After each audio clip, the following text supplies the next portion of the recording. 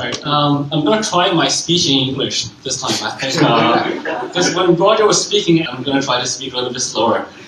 I'm gonna tell you about the future of Bitcoin. Now I got everyone listening, huh? I'm gonna tell you exactly the price in the future every day. I wish I can do that. If I can do that, I'm not gonna be here. I'm gonna be trading myself. So I can't do that. Everybody knows about Bitcoin to the moon, right? Bitcoin is a credit system. So we have seen many credit systems, and we use a lot of credit systems. And Bitcoin is one very special credit system, namely it's distributed. It's P2P credit system. So Bitcoin is the first time in human history as a species that we can actually establish trust among a group on a common ledger or common book or common accounting system that we don't have to, like, the group of people doesn't have to know or trust each other, but they can trust that book.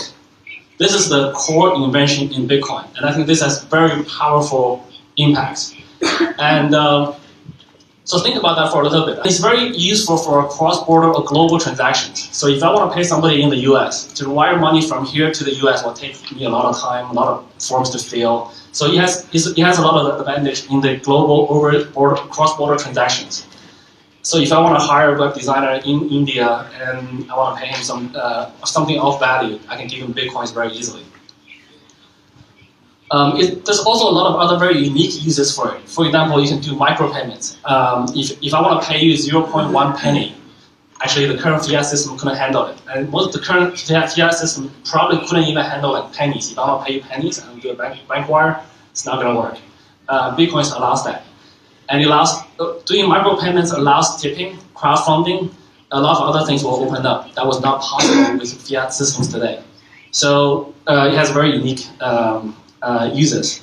And the last thing is it's very good for travelers. Again, this is cross-border, so I arrived in Hong Kong last night. I gave some guy Bitcoin, he gave me a couple thousand Hong Kong D, and that works just fine. So this way I save the 10% I have to pay to the airport travel legs or those guys who are ripping me off, really. So I save some money there. So if you think of the internet as an information highway, then the Bitcoin, I think, is fairly appropriately called the financial or the currency highway. So I think you will get there. Any other questions? All right.